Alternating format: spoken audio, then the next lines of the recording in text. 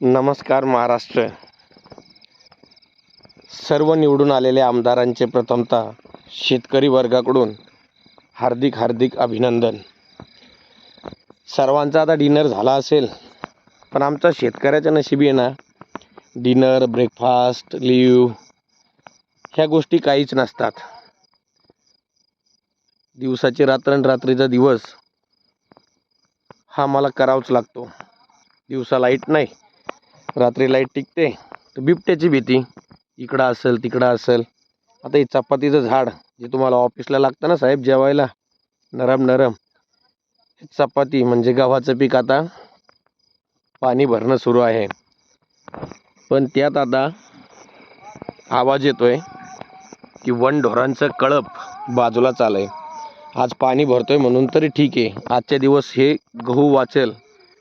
पण आता उद्या 2-3 दिवस, आज तर राऊंड होऊन गेला त्यांच्या सकाळीच, पण आता जर दुसरा राऊंड ह्या ओल्या शेतातून जर गेला ना, तर पाठीमागं पूर्ण सुपडा साप, सध्या जे महाराष्ट्रात फेमस डायलॉग आहेत ना, सुपडा साप, तसा आमच्या पिकाचा सुपडा साप होऊन जातो साहेब. आमच्या नजरेसमोर लाख कष्ट करून, लाख रुपये मातीत घालून पदरी आमच्या सुपडा साप. बघून घ्या, लाईव्ह दाखवतो वर्दळ. शेतकऱ्याने नुकताच गहू पेरलाय आणि समोर हे वर्दळ बघून घ्या किती आहे.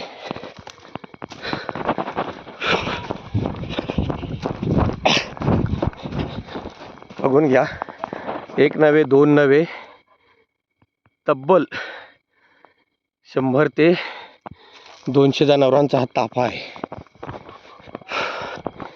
काय राहिलो आहे गावामध्ये पाठीमागे. तुम्ही मंत्री साहेब, ज्यांना कुणाला वन मंत्री काय खातं भेटल ना, कृषी खातं, एकदा शेतकरी बघाच आमचा. उद्धव इकडे लय मोठं कळप आहे. वर आले ते, वर आले होते तिथं आले ते वरचे तुमच्या कालीत.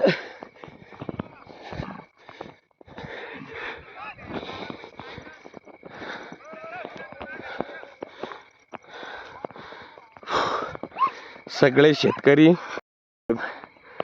बघून घ्या, पायात काहीच नाही, खाली साप विंचू, पुढं बिबट्या, काय असेल याची शाश्वती नाही. आणि हेच शेतकरी जीवन. इकडून एक शेतकरी, तिकडं शेतकरी, काय खरं नाही साहेब जीवनाचं आमच्या. बघा आता या शेतकऱ्याला त्याच्या मागं पळणं आहे. अरे काहीतरी बंदोबस्त करा साहेब या गोष्टीचा. बरेच जण कमेंटमध्ये टाकतात, मुका जनावर आहे जाईल कुठं. अरे बाबा, जंगलात सोडा, गोशाळेत सोडा. आम्ही बी माणसं आहोत, आम्ही मुक्या प्राण्याला जीव लावतो. पण जर आमचं जगणंच मुश्किल झालं, घोंगरू अरे पण ती फिरून असे येणार आहे इकडंच, पुढं कंपाऊंड आहे. चला साहेब, बघा काय झालं शेतकरी जीवनाचं तर.